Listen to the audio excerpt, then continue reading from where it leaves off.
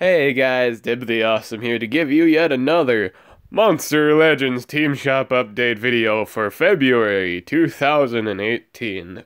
This is the 28th day of February. In fact, this is part 2 because it's going on in the same month. I'm pretty sure this is meant to be the month, after February's, update, but it's still February, so I'm still just gonna call it uh part two because I don't know if the first I can't remember if the update was in February or whatever, or it changed during that time. I can't remember on top of my head, but let's just say for the sake of this video that it is, and this is just part two of February.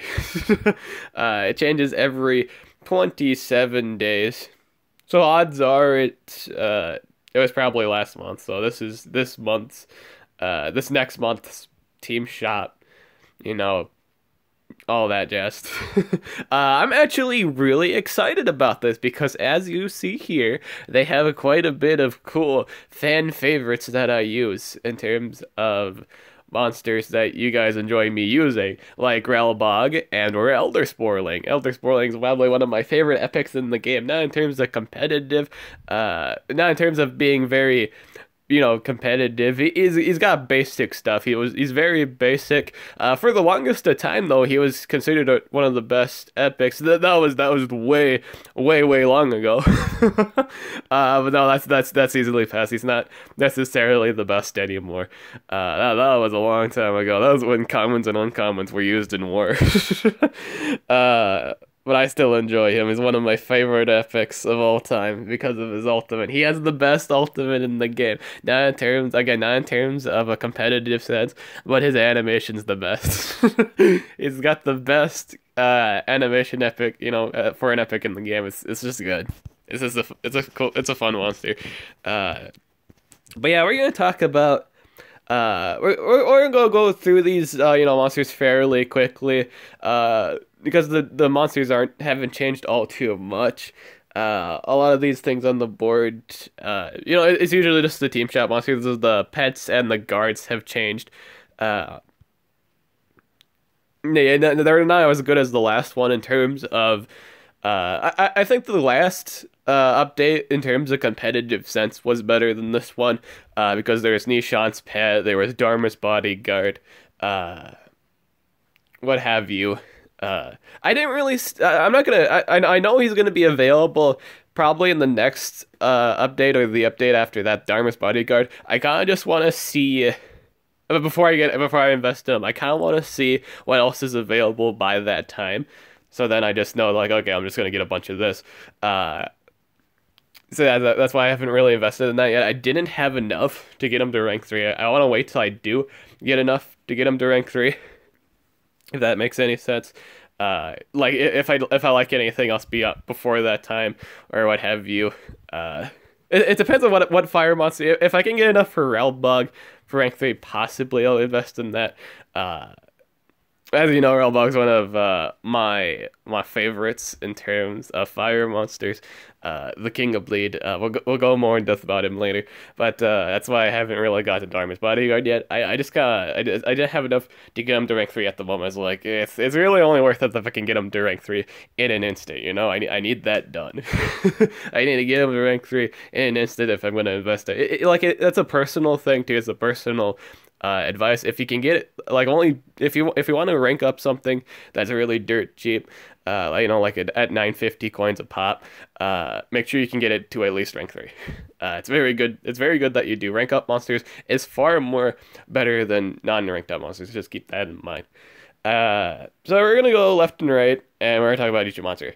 General Invarv, basic support legendary in the game. It puts out the foundations, you could say. A lot of the generals are kind of. In terms of moves, I don't think they'll ever be outdated just because everyone seems to have them like ranked 130. And when you're 130, it really doesn't matter. Like you'll surpass anything that's below 130. And so it's just dumb. That's just how ranking works. I think ranking breaks the game, but it keeps monsters that are old in terms of base stats still relevant, and I think Invarv is still one of those monsters to this day, despite having a slow speed stat. he's still relevant to the meta. AoE life regen, AoE blind and daze, single target stuns. He's really just the granddaddy of all supports. He lays the foundation of what a support should be, and I respect that. He is basically the go-to support in a lot of situations. He's just really basic, and everybody loves him for it. He's got a good variety, and I think in terms of as a competitive player myself, I value things like that. If it has variety, if I can build them any way I really like, or what I see fit for a situation, everyone's just kind of that guy. Shannara, normally at 100, this thing isn't all that terrifying. Or like when I see this at rank 3, it wait, if you get this thing up to rank 3, it's disgusting. I just got done with a war with shanaras in it that are like 130, and again, it really doesn't matter what your like base stats were or your moveset is at 100. When you're 130, you kill things, period. If you're running a single strength rune, you will kill anything below 130, and it's really hard. And honestly, again, like in terms of a ranking aspect, it's like yeah, it's just yeah, it's just when you rank it up, like this goes for any monster in the game. If you take the time to rank it up, especially all the way to 130, it just becomes dumb. Invar's pet. I didn't really go into this into Shannara's. Shannara is pretty basic. DOT single target scales, AoE damage. She's as far as I'm concerned, she's just damage. If you get her to 130, she does a lot. A lot of damage without having to set up for damage is kind of disgusting. But at 100, she's kind of terrible. So I'd say wait till you can either get her to rank 3 or all the way if you're gonna invest any time in any of this. Like you gotta make sure you have enough coins to get it to at least rank 3 or higher, or at least that's my personal opinion. Save up coins for something you can spend a lot of ranking on, because ranks does matter in this game. Ranks is a really important system in the game. And yeah, this matters. Invar's pet, worst thing, as far as I'm concerned, one of the worst legendaries in the game. Doesn't really do all that much besides sponging and bringing in single target attacks. It's like a shame to Invar. It's really slow. All it is really is a tank sponge. It's really just not all that good. It had an AoE daze. It did really no damage. It's just not that good. I think I consider it one of the most worthless tanks in the game. It really is worthless. I don't think it had anything to revive its life. It's just bad. It's just not a good tank sponge. Shannara's pet, kind of like the magic version of Invar, I believe. There's really not much of a difference between this and Invar. So we'll just call it Magic Invar. It's alright. Its base life is low though, just keep that in mind. It's a fast, I think the deal was, it's a faster Invar, but it's also a more brittle Invar. It's just really not tanky. It's a sponge, as far as I'm concerned in terms of, fighting. It's really spongy. At 1.25k, it's a little bit too much. I hate pressings like this, like the 1.25k. That's just a little bit too expensive. Invar's Bodyguard, 1.1k coins. Invar's Bodyguard is a damage dealer that also reduces metal damage taken. Personally, not one of the best monsters in the game. It's just not. It's kind of the same deal with Invar's pet. I feel like they didn't really take the time to really look over either of these two's move sets, and yeah, they just wind up terrible. Invar's Bodyguard basically got Darmith's pet treatment. That's the severity of the situation. That's how bad it got. Like Invar's Bodyguard was the first bodyguard to be released into the game, and his base stats are terrible, his moves are terrible. It's just not worth using. He's got AoE bleeding. I don't know if his metal protection was on an AoE scaling, but I believed he did double damage. No, he did, what's it, mirror? I can't really remember what he actually did in terms of supporting wise, but he had AoE bleeding and metal protection. That's all I cared to remember from it. Shanaras bodyguard for 950 coins. This is a good price for a bodyguard. This might, like, guards at this price might be considered not very used, but I think they're the most used because they're the least costing, and Shanaras bodyguard is literally a tank. He's really bulky. I think the only downside is he's not immune to possession. He's immune to stun. Which is good to countering magic stunners like Uru and Chrysandri, but my main point is every single person on the planet uses AoE possession. Like, if it's a magic monster, odds are they'll use a possessor. So this thing really doesn't do you any good unless you put something on defense that gives immunity to possession. I can't stress that enough. It's so important. And this is just one of those monsters you need that with. It's really kind of hard to, because it's also the magic slot, and a lot of magic monsters tend to be, you know, things that give immune to possession tend to be magic monsters. Well, I guess not too much. I'm just thinking, just like, I guess some random ones that give immune to possession in terms of a non-magic sense is Joustar, Scribe, Vadia Noi, I think there was a metal monster. that was very poetic. But there's like a handful. There's quite a few, but I just can't remember like every single one on top of my head. But I think those were the main ones, or at least those are the popular magic monsters that give immune to possession. But genuinely speaking, you want to give something to that gives immune to possession. If you do meet those requirements, if you actually do that, this thing is terrifying to deal with. This thing is a tank god. He can sponge for days. So 100% self shield that also applies taunt. He also has an AoE 50% shield that also removes negative effects. Good utility tank. Like, I consider this monster an extra guy monster. He's really a guy that you put the Rainbow Rune build, the strength, life, and speed, put it on defense, and you'll have a really decent monster to put on there. It's kind of like running, I kind of like think of it as the same aspect as running Varna on defense. Immune to stun, while everything else doesn't even do what it does in this category. Like you're that one guy that's immune to the thing no one really cares about in the squad. Like, you go for that support, and everyone else is just running different mechanics, and you're like, oh well, crap. What did I bring to the lunch table on work day? It's like, yeah, that situation in terms of his trait. Yeah. I always like to think of him in that category. I kind of like to think anything that doesn't have the common trait for a deny immunity is kind of like that, but some of those monsters are some of the best monsters in the game. But yeah, this is a good monster to rank up, just simply because he's a sponge. When you're a sponge, you're like, oh man. If you can get around the possession, this monster is really, really good. He's really tanky. He's hard to kill. Has an AoE 50% chance to stun. I think that was either, I don't know if that was a single target skill or like an actual AoE damage. I think it was actual AoE damage. But this is a really good monster. Honestly, I think it's one of the best monsters to rank up in the shop at the moment, at this time, for the specific update. Out of all these monsters, this is probably the best thing to rank up.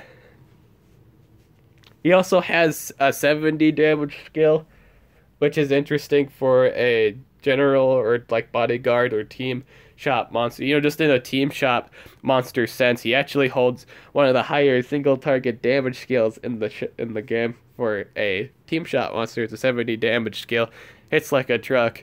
But yeah, this is a good monster to rank up. I'd say him, Darmus bodyguard, and Nishan's bodyguard are really the only things you should probably look into ranking up.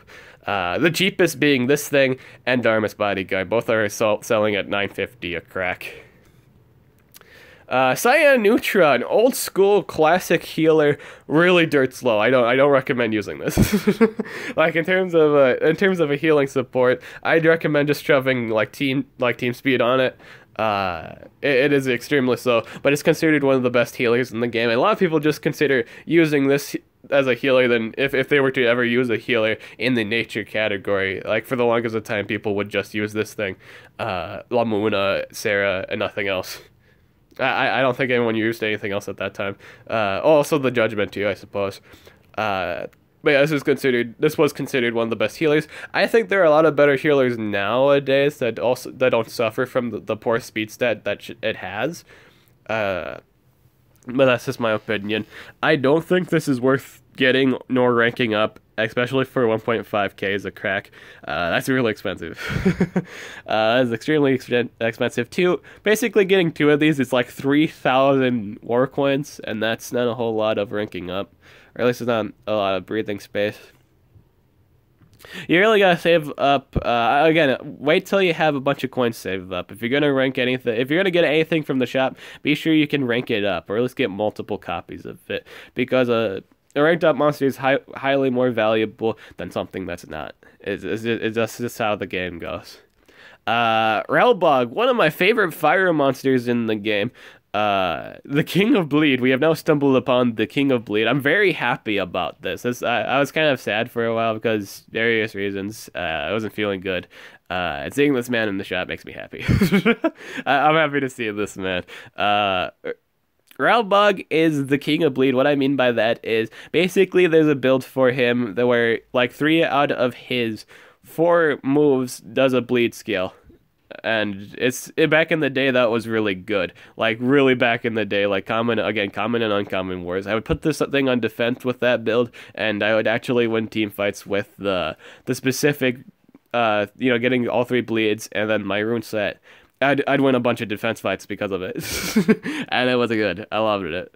But that day of age is kind of gone now in terms of that build. It's kind of outdated. If I do get this, if I do wind up getting the Ralbog in the shop here, of course I'm only invested if I can get him to rank 3. Only ever do that if you get anything to rank 3. That's the rule of thumb. Only stock up on stuff as soon as you can get to rank 3. If you're new to the game, then kind of just expand your legend inventory. Be sure to get one of every monster in terms of variety's sake and use. But once you're done with that, only ever spend coins when you know you can rank it up. Don't ever spend coins when you know you can't, or you can't make a good ranking up out of it. It's only worth it if you can rank it up to rank 3. This is when you're kind of late game-ish. This is just a rule of thumb when you're late game-ish. Only invest in something you know you can get to rank 3 in the team shop. If you're gonna invest in anything, at the very least. At most, it's around like 17 to 20k coins for maximum rank for any given monster, determining the price of it. This isn't including for monsters such as the 2.5k ones or anything in the 2 point anything k. It costs more for that, but for genuinely everything else, it's usually around that range of 17 to 20k coins. K-thousand, 17 to 20,000 coins. That's just how it is. That's why shanaras Bodyguard or the Dharma's Bodyguard is the best buy at the moment, because they're so cheap and you can genuinely get them to rank 3 at almost 6,000 coins. I will say once you hit around 6,000 coins, you'll get it to rank 3, easy. I believe it was either 6,000 or up to 7,000. I can't remember too much on top of my head, but it was around that. But yeah, this is Ralbog, King of Bleed build. What else he got? He's got some really weak shielding, in all honesty. He doesn't have good modern damage self shields. He just doesn't. That's just how he floats. I think his highest was a 30%. And his lowest was like a 20%. I run the 20% because the damage is better. He has it runs on a lower, like a 10% less lower shield, but the damage is better. I think it was was it a 75 damage skill? I can't remember too much, but I remember running it because it did more damage. Toymaster. Fun fact, actually, before we continue, both Ralbog and Toymasters were last monsters, I believe. They were last monsters in Progression Islands a long, long time ago, and they're available in the shop, and I think that's really neat. Toymaster here is a single target denier. I like to call him a debuffer. Like, if anything else, he's a debuffer with the ability to single target deny at the same time. He has a single target freeze, a single target stun, and in terms of deny, that's really it in terms of single target deny. He has a single target bleed, and he has an AoE daze, and I think it also did blind? What did it also do? Blind? I think it was like daze and damage reduction. Something really annoying like that. I think that was the case. Yeah. Daze and damage reduction. What was his relics? A trap and a staff. Those staffs are usually really good.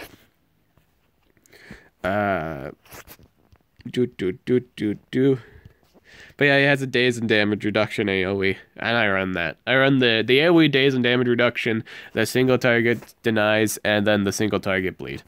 It's kind of like a mini Krampus too in a way, because every single single target, or like at least everything in his kit seems to go around the idea he does this plus something else to you.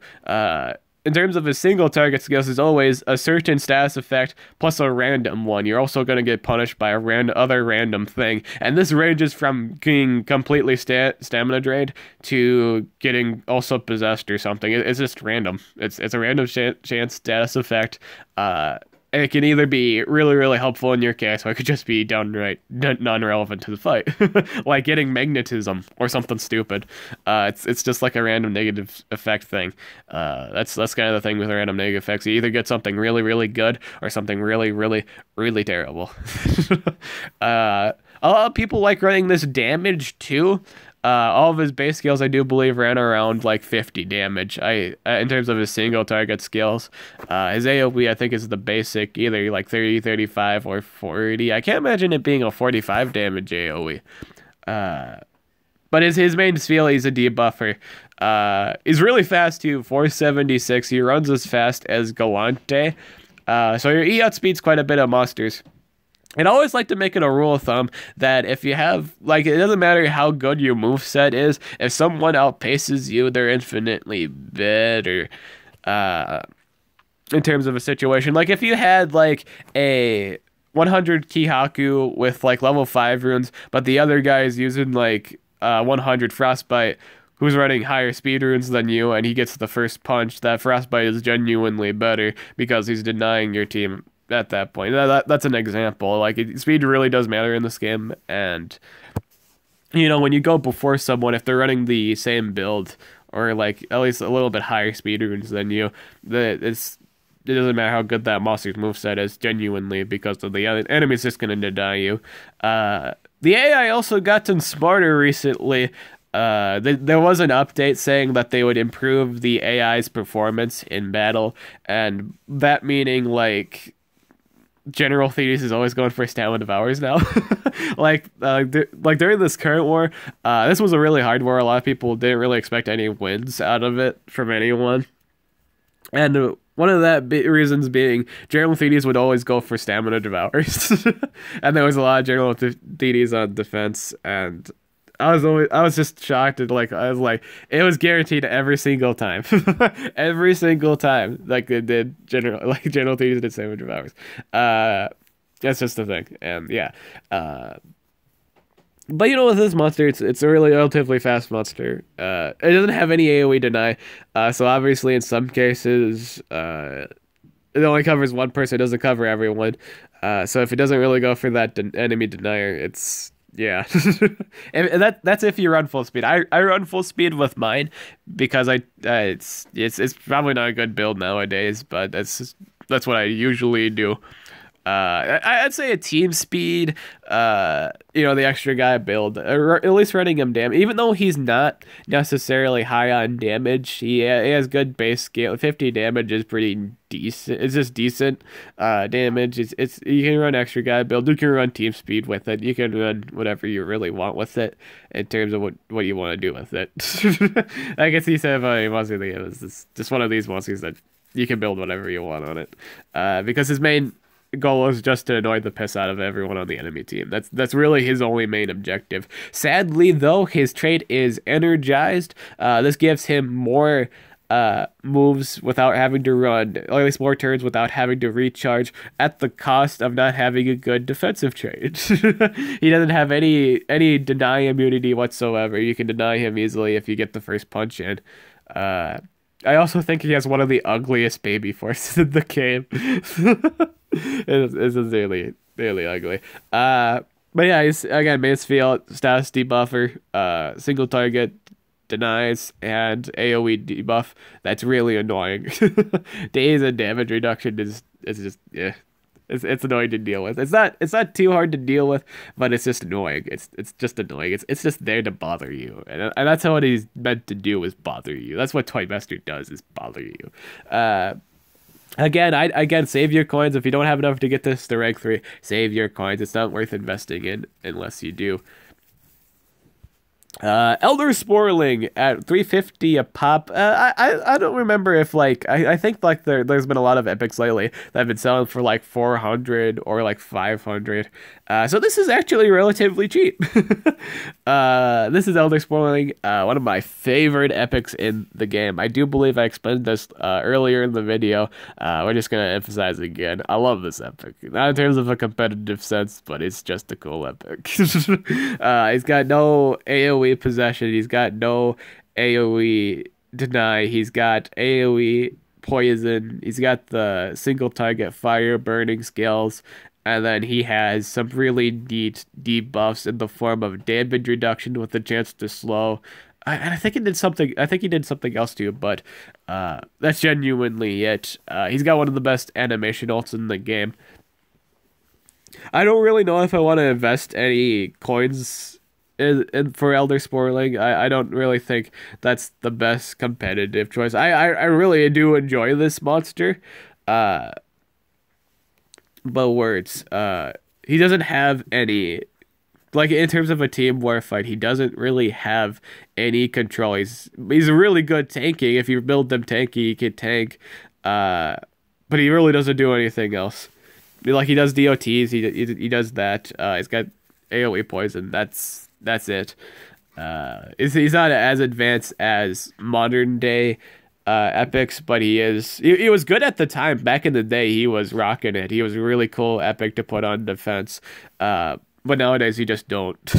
You just don't do that. 350 a pop. If you do enjoy ranking up your epics for epic wars, I think ranking up your epics and epic wars matter. If you enjoy this monster, there's a chance, it's the 350. It's the cheapest thing in the shop as far as I'm concerned. But again, it's not really ideal to buy epics in the shop unless they're like stupid good, unless you have like a justification for it, or unless you just don't care in terms of a competitive sense that you just want to walk around with the rank 5 Elder Sporling. But yeah, these this is generally a cheap price for a monster. How much it costs for rank 5, I have no idea. But that's just the case. I really do enjoy all these monsters that are in the shop, this new rotation. We've just been getting a lot of meh stuff lately, and I'm glad to see some really decent stuff on the board. None of these monsters are by any means broken, but they're decent. They're decent in their own way. While Elder Spore isn't exactly broken, he runs decent in battle. I'm just saying he's not the most broken choice. He's not necessarily the most broken choice. He's also kind of slow, which goes well with his DOT stuff, but that's about it. But yeah, that's genuinely it. Overall, this is decent. At least it was kind of, at least in terms of the rotational legendaries. I think that's really better than the other one in terms of like last one we got like Exoscale, we got like Killer Raptor, and then we got Pixelian, and that's Pixelion, or that was just garbage. This is infinitely better. All these monsters are infinitely better in this rotation. The epics better, the legends are better, the rotational legends are better. Though everyone misses General Dartmouth's bodyguard in the shop. People will miss him until his next arrival into the world. But yeah, overall, that's really it for this update. I hope you enjoyed this video. Let me know in the comments below if you like any of these monsters. Tell me why. I love some of these monsters. If you have a personal reason why you love these monsters, let me know in the comments below. And yeah, that's it for this video. I'm Dib the Awesome. I'll catch you guys later.